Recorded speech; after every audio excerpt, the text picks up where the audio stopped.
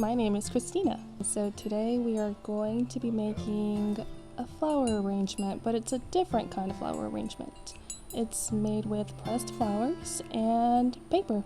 Okay, so you're going to step outside your home, you're going to go in your yard, and you're going to find greenery, flowers, whatever you see outside that's pretty.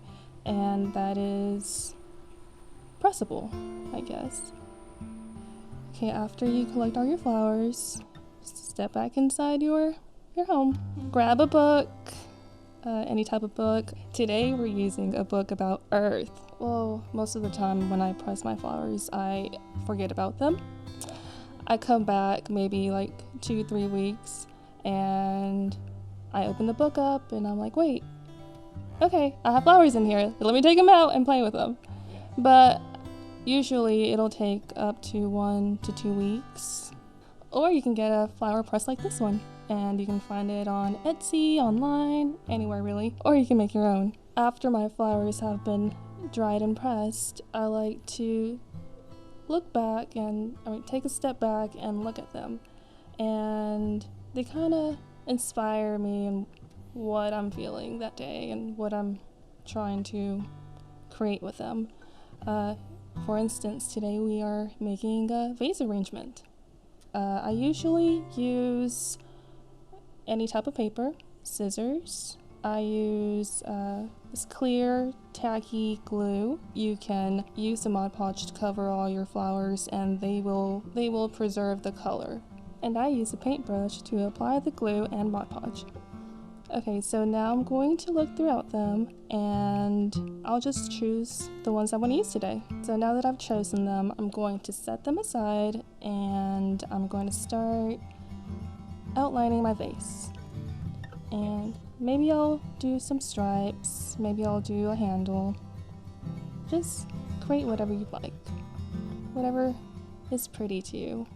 So I tend to make a mess, so I like to grab another piece of paper. I like to use a scrap paper to lay my flowers on them, and then I use the glue to cover the backs of the flower. After I've covered the backs entirely, I just randomly place my flowers onto the vase.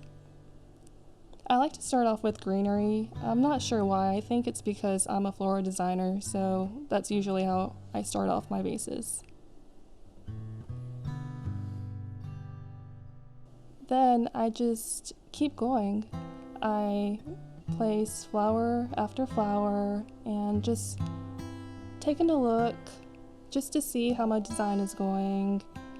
Now after all my flowers are placed onto my vase, I like to use the Mod Podge to cover all the flowers entirely.